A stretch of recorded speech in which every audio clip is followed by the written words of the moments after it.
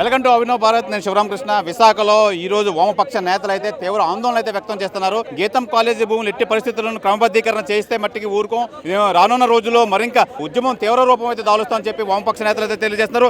మనతో పాటు వామపక్ష నేతలు అయితే ఉన్నారు. వాళ్ళు ఏం చెప్తారో చూద్దాం. సార్ చెప్పండి, ఏంటి మీ ప్రధాన ఉద్దేశం ఏంటి, ఏం చెప్తారు మీరు? గీతం కాలేజీ చైర్మన్, పార్లమెంట్ మెంబరు అయిన గీతం యూనివర్సిటీ అధినేత అనేది ఈరోజు అనేది 54 ఎకరాల 79 సెంట్లు అనేది భూ కబ్జా అనేది చేయడం అనేది జరిగింది. ఈ భూ కబ్జాలని పర్మనెంట్ చేయడానికి, అలాగే క్రమబద్ధీకరణ చేయడానికి అనేది టీవీఎంసీ అనేది ప్రత్యేకంగా ఒక కౌన్సిల్ అనేది ఏర్పాటు చేసి దాంట్లో అనేది రెగ్యులర్ చేయడానికి అనేది చూస్తుంది. చాలా తీవ్రమైన చర్య, సిగ్గుమాలిన చర్య అనేసి ఈరోజు చెప్తా ఉన్నాం వామపక్షాలుగా.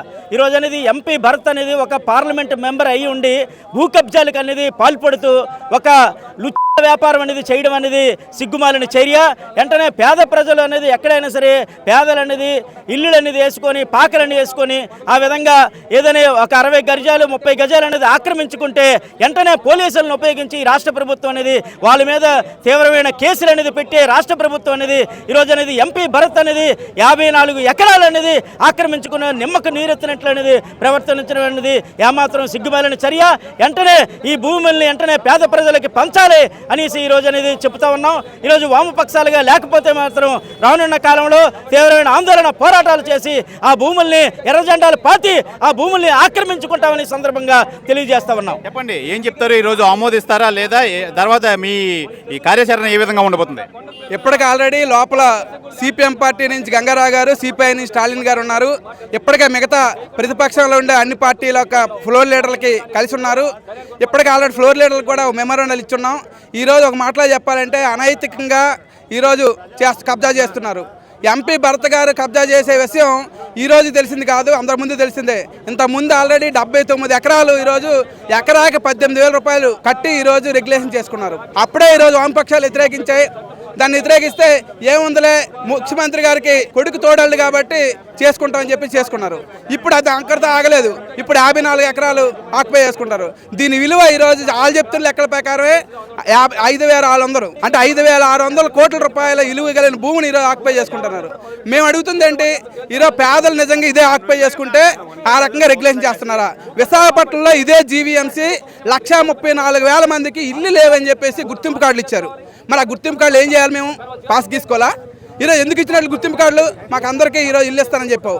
ఇల్లు ఇవ్వడమే కాదు, మీరు చెప్పింది ఏంటి, అంతకుముందు వైసీపీ వాళ్ళు సెంటు భూమి ఇచ్చారో సరిపోదు, మేము 2 సెంట్లు ఇస్తాము, రోడ్లు అయితే 3 సెంట్లు ఇస్తామన్నారు. మరి అటువంటిప్పుడు ఈ ఏదైతే 54 ఎకరాలని విశాఖపట్నం ఉండే పేదలకు ఎందుకు ఇవ్వకూడదు? ఎంత సిగ్గుచేటంటే పల్లా శ్రీనివాసరావు గారు, వాళ్ళ రాష్ట్ర అధ్యక్షుడు, అది పారంభక భూము, దేనికి పనికిరాదు, అందుకు ఇస్తామని మాట్లాడుతున్నాడు. నేను రమ్మంటున్నాను, మీ నియోజకవర్గంలో రాను, రమ్మంటే రోడ్డు మీదకి మీ పేదలందరినీ తీసుకొస్తాం, ఇల్లు లేని వాళ్ళు తీసుకొస్తాం, వాళ్ళు నిజంగా ఇమ్మంటే ఇచ్చాయి. నీకు అధికారం ఇచ్చారని చెప్పేసి ఇష్టారాజ్యంగా మాట్లాడుతున్నావు పల్లా శ్రీనివాసరావు. నీకు నిజంగా ఇదే మాట్లాడిన ఎన్నికల ముందు ఎందుకు చెప్పలేదు? నువ్వు ఎన్నికల ముందు చెప్పుంటే డిబేట్లు రాకుండా చేసేవాళ్ళు. నీకు ఆ రకంగా ఇప్పటికైనా సరే పల్లా శ్రీనివాసరావు కానీ, పవన్ కళ్యాణ్ కానీ, కూటమి నాయకులు కానీ ఇష్టారాజ్యంగా మాట్లాడితే ఊరుకునేది లేదు. ఆ రకంగా ఈరోజు కౌన్సిల్లో కానీ ఇష్టారాజ్యంగా ఎంత అన్యాయం అంటే మీడియాని కూడా లోపల రాకుండా ఈరోజు ఆమోదించుకోవాలని చూస్తున్నారు. ఇది ప్రజాస్వామ్యం అడుగుతున్నాం. మోడీ గారు ఆ రకంగా చేశారు, మీరు ఆ రకంగా చేస్తున్నారు. కాబట్టి ఈ ప్రజాస్వామ్య దేశంలో ఇది బ్లాక్ డే. కాబట్టి ఈ రకంగా చేస్తే మీరు నిజంగా ఆమోదించుకుంటే ఆమోదించుకున్న రెగ్యులేషన్ చర్యం ఎర్ర జెండాలు పాతి పేదలకు పంచిపెడతాం. అటువంటి చర్య వచ్చే వరకు మీరు ఆగితే మీకు ఎన్నికల్లో కూడా ఓడిస్తారు ప్రజలు.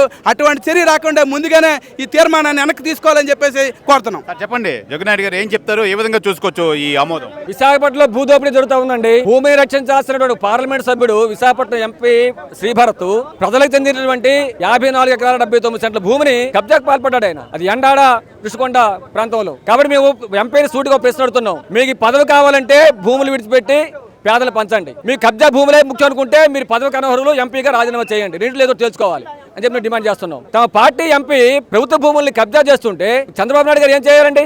పవన్ కళ్యాణ్ గారు ఏం చేయాలి? కూటమి తాలూకా ఎంపీలు మంత్రులు ఏం చేయాలి? ఆయన చర్య తీసుకోవాలి, భూములు స్వాధీనం చేయాలి, అరెస్ట్ చేయాలి. ఇది చేయడం లేదు.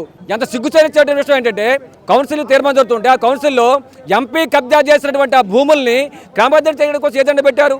అంతకని భూదోపిడీ ఉంటుంది. కాబట్టి చంద్రబాబు నాయుడు గారు ఎన్నికల ముందు ఏం చెప్పారు? మీరు ఈ విశాఖపట్నంలోనూ రాష్ట్రంలోనూ ఇల్లు లేని పేదలు, ప్రభుత్వ బంజరు భూములు, కొండవాళ్ళు ప్రాంతాలు, ఫారం భూముల్లో పాకలు వేసుకుని నివాసం ఉంటున్నారు. వాళ్ళ భూములు క్రమబద్ధీకరణ చేస్తాం, వాళ్ళు పట్టాలు ఇస్తామని చెప్పన్నారు. ఇప్పుడు ఏం చెప్తున్నారు వాళ్ళకి? మీరు కొండల పక్కన ఉన్నారు, గడ్డల పక్కన ఉన్నారు, చెరువుల పక్కన ఉన్నారని చెప్పని వాళ్ళకి మాత్రం పట్టాలు ఇవ్వడం లేదు.